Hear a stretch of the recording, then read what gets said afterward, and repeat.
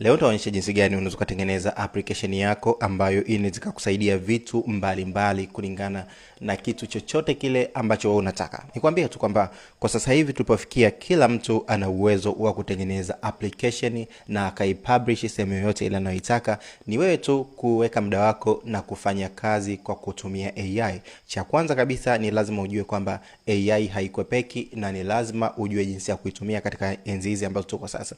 Sasa lengo hapa leo ni kwamba nionyeshe jinsi gani unaweza, niko hapa tu mwanga, jinsi unavyoweza kutengeneza application kwa kutumia Google AI Studio bure.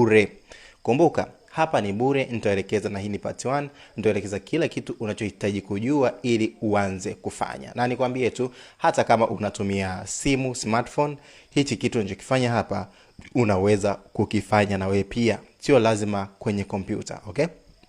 So mimi nitaonyesha mara ya kwanza kabisa unataka kufanya. Ukiingia kwenye browser yako, assume sasa upo kwenye simu, si ndivyo? Kwenye simu hivi hivi, pia kwenye kompyuta hivi hivi. Wewe unataka kufanya ni kuandika Google AI Studio.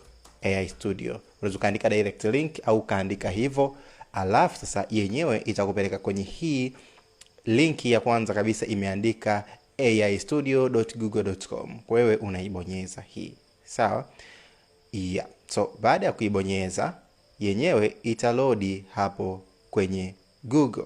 Imerodi Google AI Studio ambayo ndo hii hapa. Ni Google AI Studio. Hii ndo studio yako sasa. Hata wewe ukiingia ya kwako pia itakuwa hivi. Hii ni account ambayo naitumia kwa sasa, na we pia utakuta iko. Sasa wote cha kufanya kabisa hapo, unaona imekuandikia start a chat or vibe code an app. Inakwambia kwamba anza kuchat na hii AI au tengeneza app kwa kutumia AI. Okay? So kwa mfano nitaassume kwamba ninahitaji kutengeneza application kwa ajili ya kurekodi au tuseme hivi, nahitaji kutengeneza application ambayo itakuwa inageuza maneno kuwa sauti, au yani unaweza ukatafuta aina yoyote ile application, lakini kwa hapa na kufundisha tu basics, vitu ambavyo unaweza kuvitengeneza kwa haraka sana na vikakusaidia. Kwa mfano, mmoja kati ya vitu ambavyo watu wanahitaji sana ni jinsi ya kugeuza maneno kuwa sauti, jinsi ya kutafsiri lugha, hata application ya kutafsiri lugha. Okay, kwa mfano tujaribu kwamba tutengeneze application ambayo inatafsiri lugha hapa. Kwa hiyo cha kufanya kabisa, utaanza na kuandika hapa. Kwa hiyo mimi nitachagua hii hapa vibe code and app hapa chini, then hapo itaniambia ni describe application. Kwenye simu kumbuka ni hivi hivi. Mimi nitaiambia wewe pia unaweza kucopy haya maneno, hii prompt nitakuwekea kwenye description, au pia unaweza kuingia kwenye ChatGPT. Ngoja niulize ChatGPT niambie kwamba nipe prompt ambayo itanisaidia kutengeneza app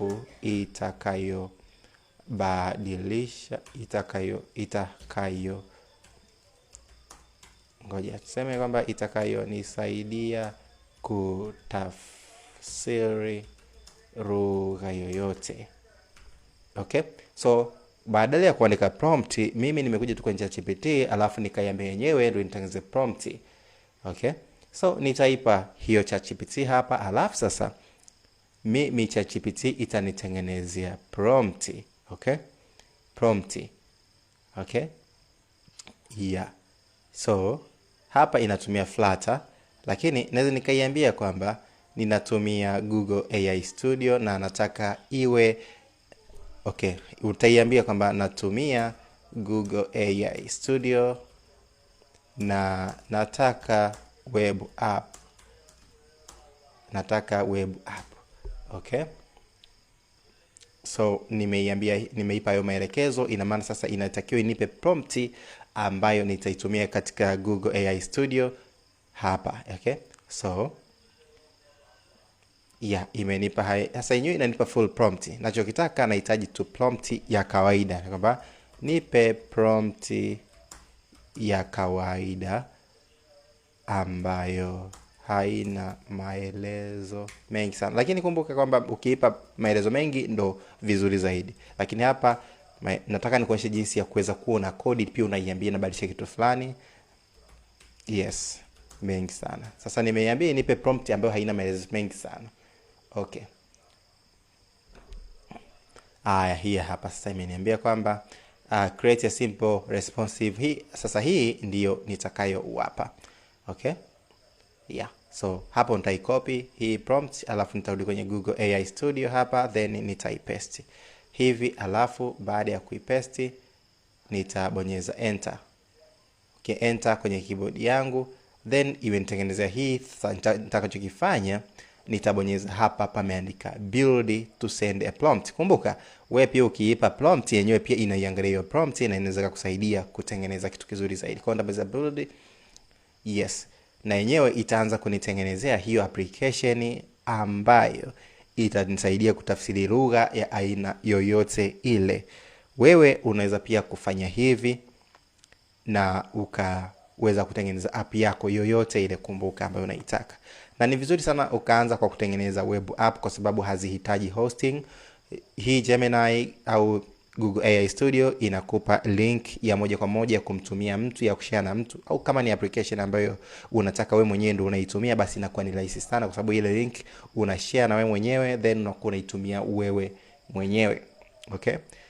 Hiyo inakuwa ni nzuri sana, nzuri sana.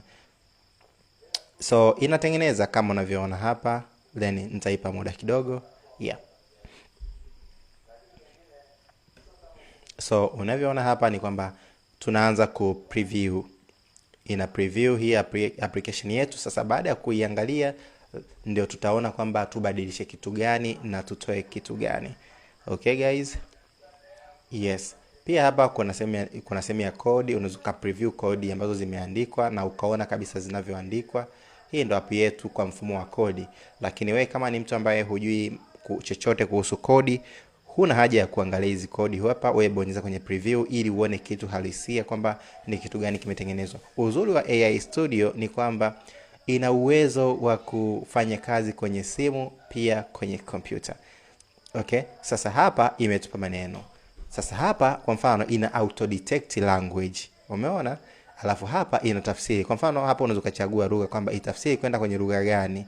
Nataka itafsiri kwenda kwenye labda Spanish kama hivyo, then hapa niandike tu Kiswahili, then itafsiri kwenda Spanish. Kwa hiyo tutaijaribu hapa kusema kwamba napenda sana jinsi unavyofundisha. So nimeandika kwa Kiswahili, napenda sana jinsi unavyofundisha.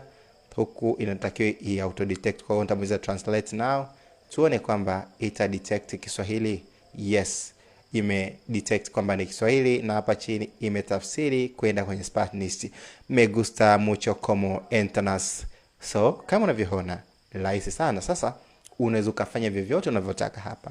Hapa kwa mfano naweza kusema kwamba iongeze features za AI. Nikabonyeza add AI features.